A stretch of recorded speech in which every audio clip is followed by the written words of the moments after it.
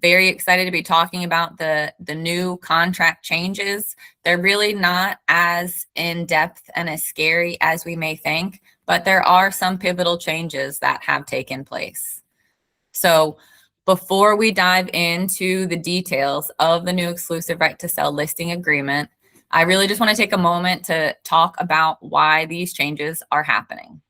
So over the past year, we know that the real estate industry across the country has experienced some significant shifts, right? We know that. Much of this stems from the national conversations and legal challenges around how real estate commissions are communicated and negotiated in our industry. And as a result, many states, including South Carolina, have updated forms and practices to ensure greater transparency and clarity for consumers. The goal of these changes is simple: to make sure buyers and sellers clearly understand how real estate professionals are compensated and the value that we bring to the transaction. South Carolina realtors, along with our legal and regulatory partners, have worked to update the exclusive right to sell listing agreement so that it reflects these new expectations while still protecting both the consumer and the agent. It is important to remember that the fundamentals of what we do has not changed, right? Our role is professional advisors, negotiators, and advocates of our clients, and that remains the same. What has changed is how we communicate compensation, how we document that agreement with our clients. So we are going to walk through the updated agreement so that everyone here understands the key differences and how to present it confidently to your sellers and have the answers to the questions that you may receive. The more comfortable you are explaining these changes, the more confidence your clients will have in the process. And with that, let's take a look at the updated exclusive right to sell listing agreement and the key changes that you need to understand. One thing that I want everyone to remember is that these changes are happening across the entire industry. Every brokerage, every agent in South Carolina is navigating these same updates. So agents who take the time to understand the changes and are able to communicate them clearly with their clients will definitely have the advantage.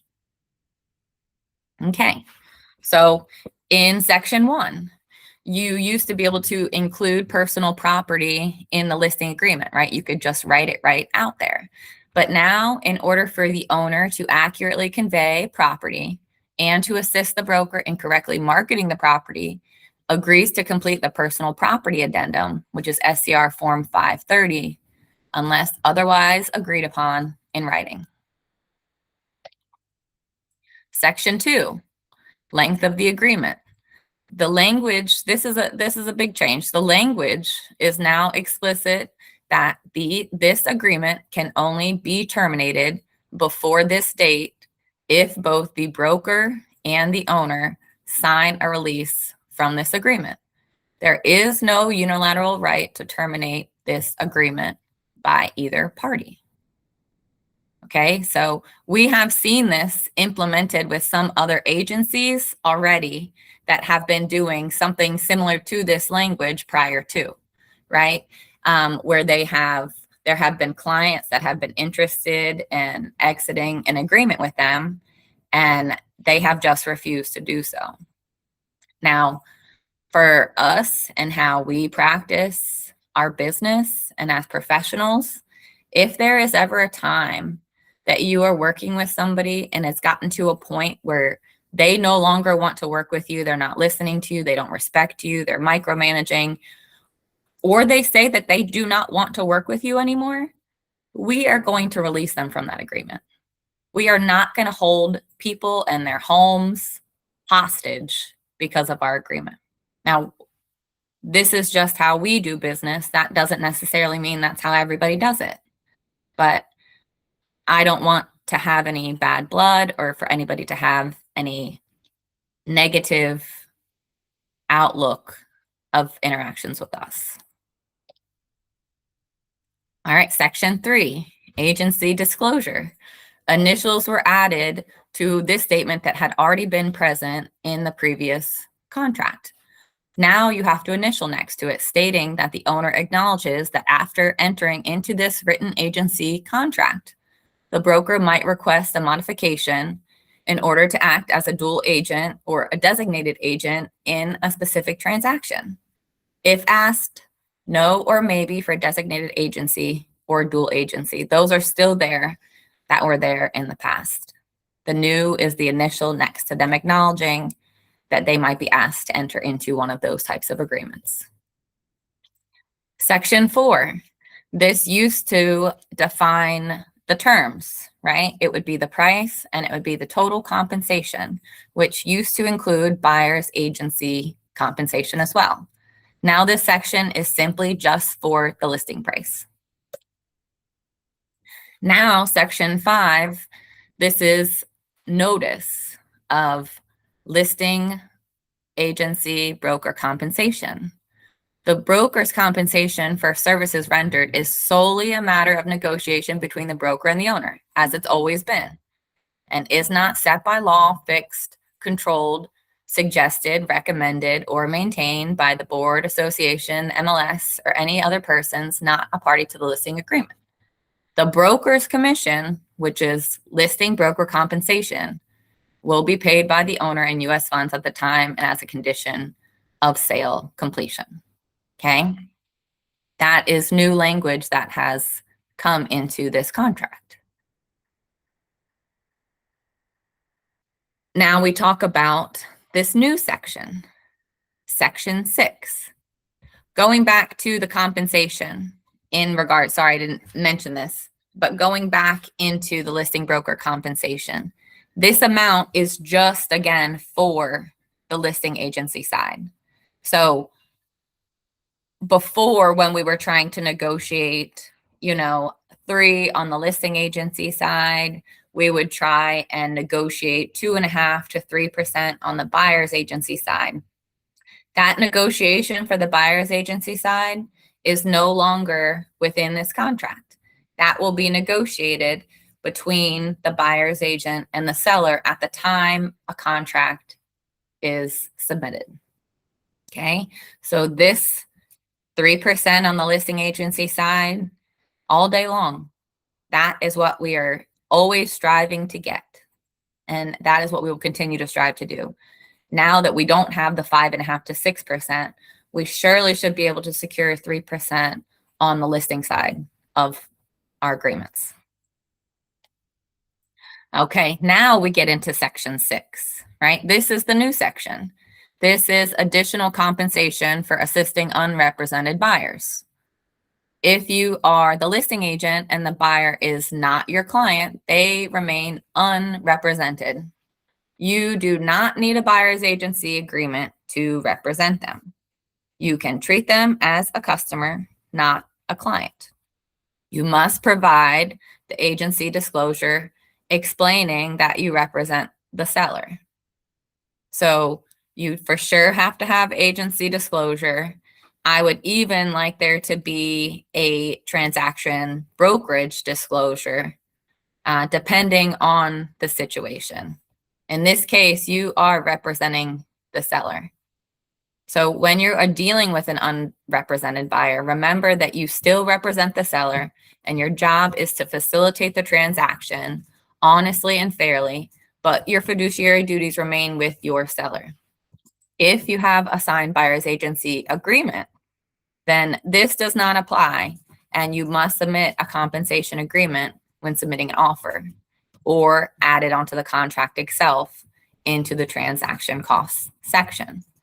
So what I am proposing that we do, what we used to do when we would have a buyer that would call us off of a listing or off of the sign, or that we would meet in the open house and that they would be interested in buying that property. Okay, we are now in a dual agency situation. So before, when there would be buyer's agency compensation, and say we would offer 2.5% for the cooperating buyer's agent, we would say that we would discount our compensation to 2%. So we are still going to put that language in here. Okay, 3% on the listing side, 2% if we bring the buyer to the sale of the home. Duties when working with an unrepresented buyer. Okay? Your fiduciary duties remain with the seller, including loyalty, confidentiality, obedience to lawful instructions, accounting, reasonable care and diligence, disclosure of material facts. Your job is to advocate in the seller's best interest. But you also must treat the buyer honestly and fairly. Even though the buyer is not your client, you must still deal honestly and fairly with them. Disclose known material defects in the property. Avoid misrepresentation or concealment. You cannot mislead the buyer. You have to be an honest agent, which we are. But it's nice to have reminders of how we need to interact with these different types of customers and clients. We provide required disclosures. You must make sure the buyer understands that you represent the seller only, that they are not being represented, and they may choose to hire their own agent. At that time, they would not be working with us, and the compensation for that agent would then be negotiated. You would facilitate the transaction. You can help move the transaction forward by presenting and explaining the contract documents, coordinating the inspections and deadlines, communicating between the buyer and the seller, and managing the closing process. But you are facilitating the transaction and not advising the buyer. Do not provide fiduciary advice to the buyer. You should avoid advising the buyer on things like negotiation strategy, what price to offer, whether they should ask for repairs, whether they should terminate. Those decisions must be their own, or again, guided by their own agent or an attorney.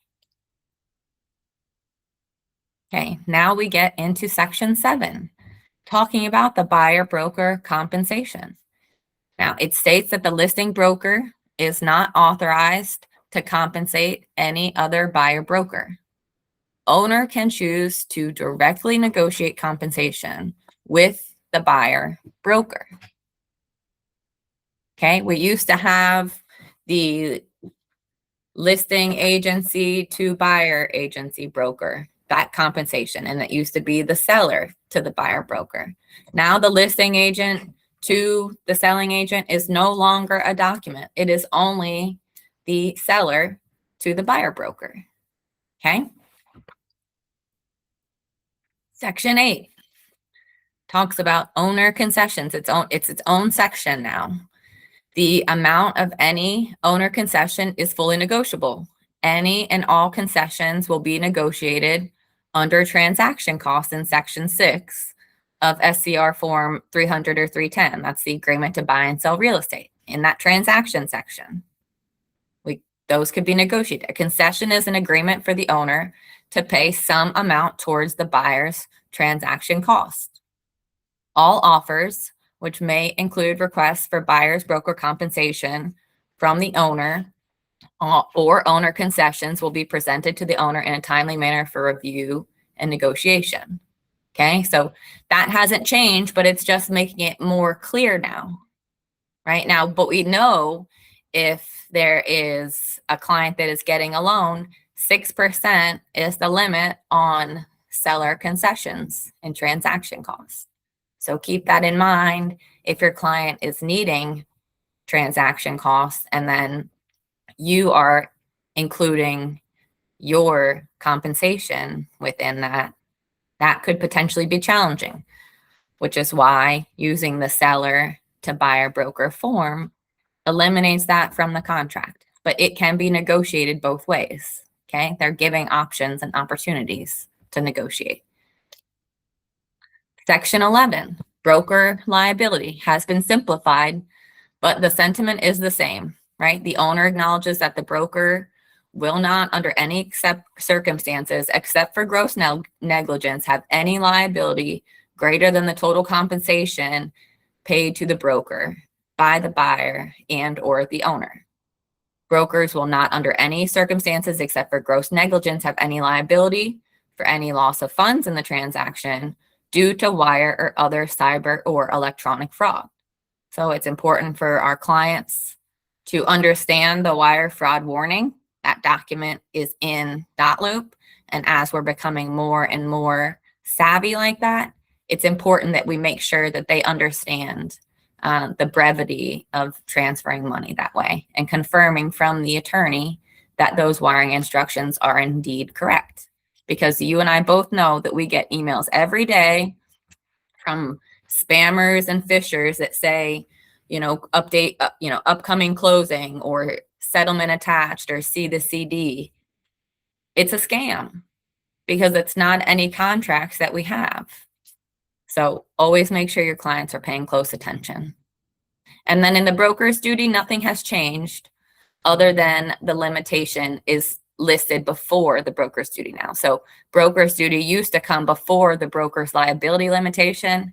Now they have switched the order of that. And now we get into the owner's duties. So the broker's duties with what we're going to do to market and sell the property, and then the owner's duties of what their obligations are to us.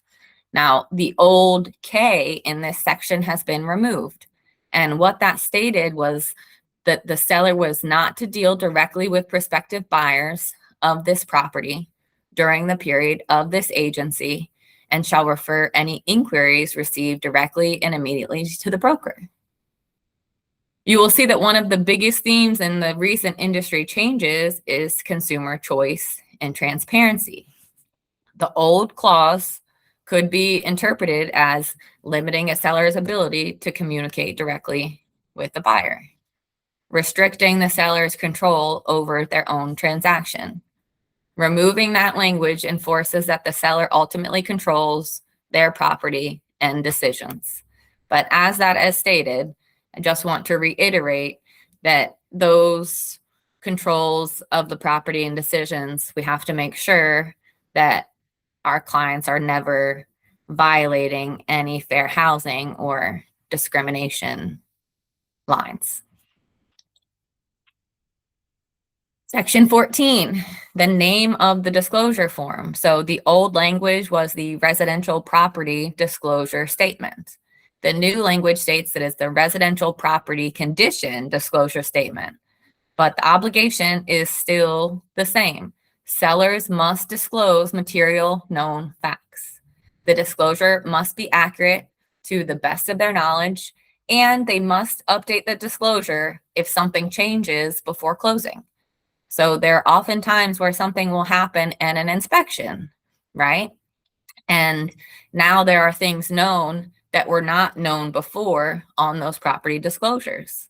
Well, negotiating with the listing agent on the transaction, it can be clear and known to them now that, and this was how it was before, but it's more transparent, that that language has to be changed and updated. So now anybody else that is looking to put an offer on that property now is going to see that information, right? So that can be advantageous to you all when negotiating repairs. Section 15, lien disclosure. This more definitively now clarifies this section for the sellers to disclose any liens and authorize anyone having a lien against the property to disclose complete information about the lien to the broker and the closing attorney or agent. Section 18, the owner understands that selling a property privately, this is in the section in regards to putting your home online, the multiple listing service, right? You have the option of having it listed on the CCA or MLS, and they do or do not agree to have their property listed online. Now, if they choose, that is their option to not have their property listed online, but they have to understand, and that's the bold section at the bottom, what the disadvantage of not listing it online, right? It limits your inclusion significantly, and it reduces the buyer competition, which can, again, negatively impact the final sale price and terms. If the seller wants to enter into an agency agreement prior to going on the market, I want to make sure, because this has happened in the past, but make sure that you have an exclusive right to sell listing agreement, and then submit to MLS the non-marketing agreement along with the listing agreement. This is now just changed from facsimile communications to digital communication. So we've not used faxes in many a years, and they have finally decided to update that language. Section 34. This is new language to remind buyers that they may be a potential target for cyber criminals. Owner is advised to always contact the closing attorney directly before wiring any money. Okay, so again, it's being shown again. So it's just kind of highlighting the importance that we make sure that we're mindful, that our clients are mindful of who they're sending their money to. And section 35, other terms and conditions. So again, this was where we would put that should we represent the buyer in the sale of the home, that we would reduce the buyer's agency compensation from 2.5% to 2%. That is not there anymore. And going over this section, listening to the Byron King, who is the chief legal counsel, I just wanted to remind you that this is designated for either adding lawyer-approved phrases, right, or language that has been approved by the broker in charge or a local attorney that has approved the language. If any of those things haven't been done or approved, don't put it in there. But the other option that we have, that we are blessed to have the benefit of the South Carolina realtors, are questions. You can reach out to the chief legal counsel for the state of South Carolina. There's the emails and there is the phone number to reach out, and they are very receptive. If I send an email to Byron, I usually receive a message back before, if it's in the morning, I'd say before lunch. They definitely do it within the same day. They're very, very receptive to communicating with you. Okay, now we're going to get into the exclusive right to buy. And now it has buy/lease. So before we walk into the buyer's agency agreement, I want to just briefly talk about, again, why the changes are happening. We know that there has been a shift, and the goal is simple. Buyers should understand who represents them, what services they are receiving, and how their agent is compensated. The updated buyer's agency agreement helps create the clarity and professionalism in our transactions. So let's take a look at what's happening. So first, you can just see the look of the contracts now. It used to just be equal housing opportunity and realtor logos that would be in the corner. Now it is the South Carolina realtors and the equal housing opportunity spread apart so that they can be defined. And a reminder that agreements can no longer be longer than 12 months. It's been that way, but I just want to give a reminder as well. Section 5, again, the same way that it was updated in the exclusive right to sell listing agreement, it is also updated in the buyer's agency agreement. And that is acknowledging that after entering into a written agreement, agent might request a modification in order to act as a dual agent or designated agent in a specific transaction. And really, the only other change in this is it states now at the bottom that this form is copyrighted and may only be used in real estate transactions in which the realtor below, so it will have a tag in dot loop of your name and the office phone, and you have to put your email address in there. Okay, but only those that are involved in the transaction. Unauthorized use of the form could result in legal actions being brought against the user and should be reported to the South Carolina Association of Realtors. So this is a form we cannot make revisions. Now we're getting into the agreement to buy and sell real estate, right? So we've gone over the sellers, the listing agreement, we've gone over the buyer's agency agreement, and now we're getting into the contracts. Most of the updates in this contract are not changing how we practice real estate day to day, right? They are primarily clarifying responsibilities, strengthening broker protections, and ensuring compliance with state and federal regulations, as well as transparency around the transaction cost, right? The updated contract emphasizes clear disclosure of transaction costs so that the buyers and sellers understand what costs are being paid by each party, whether the seller is contributing to buyer expenses, and how that compensation is structured. This is meant to reduce confusion that historically occurred when compensation was hidden inside MLS offers instead of written in the contract.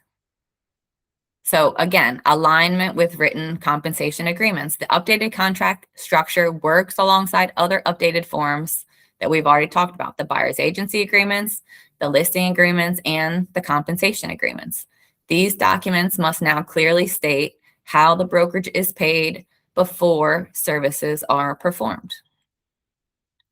Minor risk management and clarity edits. So the SCR legal team made small wording revisions, okay, to improve clarity and reduce disputes, including areas such as the transaction cost language, the property disclosure references, cross-references to other SCR forms within it, and consistency with other updated brokerage agreements. So really, these changes are primarily liability and compliance improvements rather than structural contract changes. Okay, these changes were mainly designed to align contracts and industry compensation changes following the national settlement and to improve clarity around the transaction cost and brokerage compensation. So don't worry, there are not many changes in here. Okay. The first that we're seeing is in the seller in the transaction cost section, right? So we've discussed where we can offer the compensation or we can request the compensation to be built within the contract. This is where that information would be conveyed. I really truly prefer that we have the seller, the separate buyer, broker, and seller compensation agreement. I really do not like as much as putting the compensation in here and having to negotiate that out during the sale.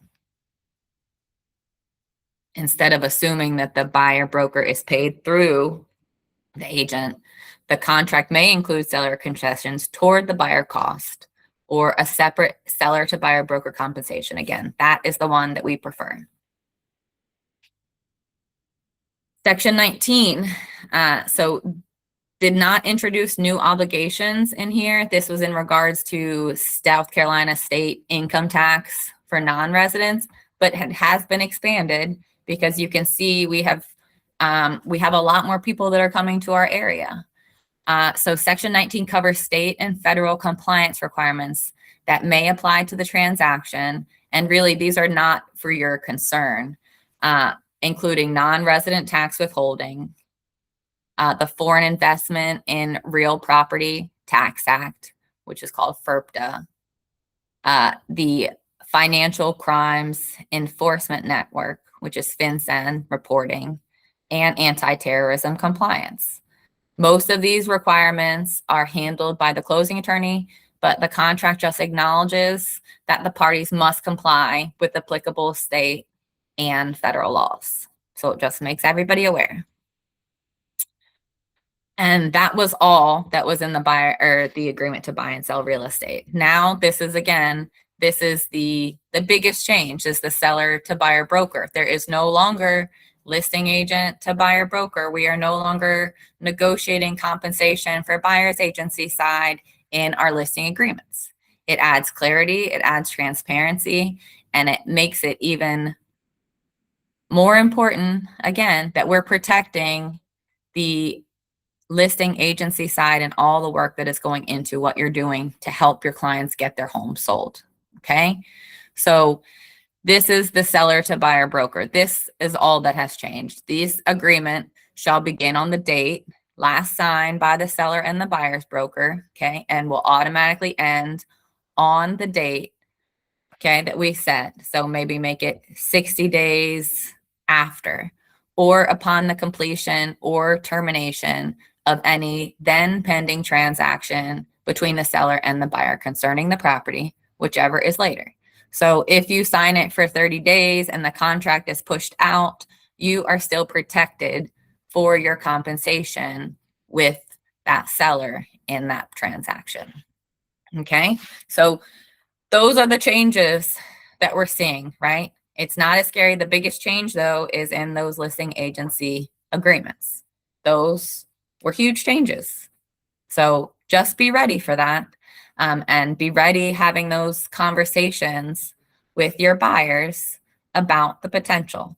Now, contracts and negotiations that I've seen, there are still agents that had their agreements prior to the changes that are still sharing compensation that is being offered by the seller.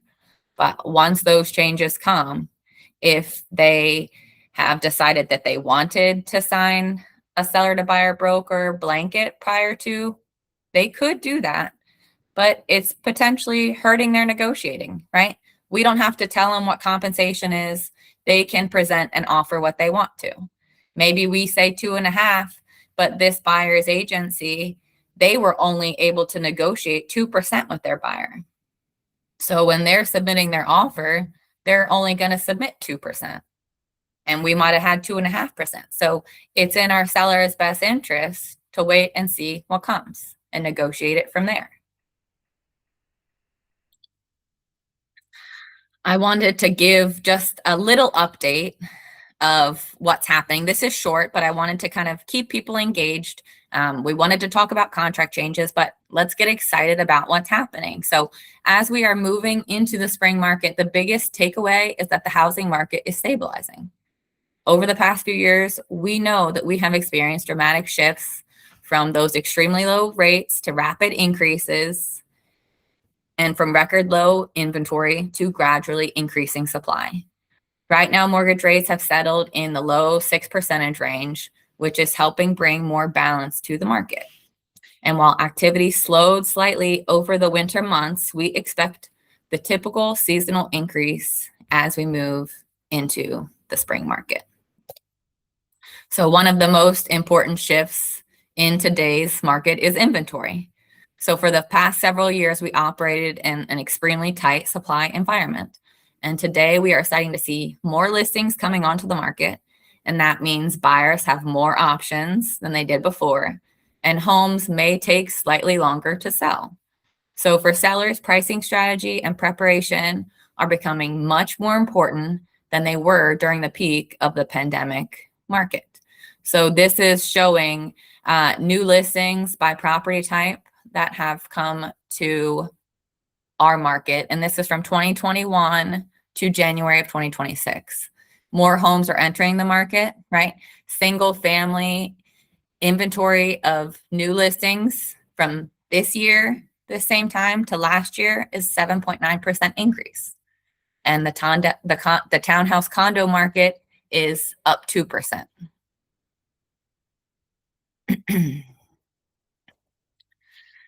Buyers are more selective, right? Another trend we're seeing that the buyers are becoming more selective. During the peak market a few years ago, the buyers often waived inspections or competed in bidding wars. Today's buyers are more cautious. They're negotiating more. They're paying closer attention during inspections and sometimes walking away if the property doesn't meet expectations. The good news is that homes that are priced correctly and are prepared to sell are still doing so successfully.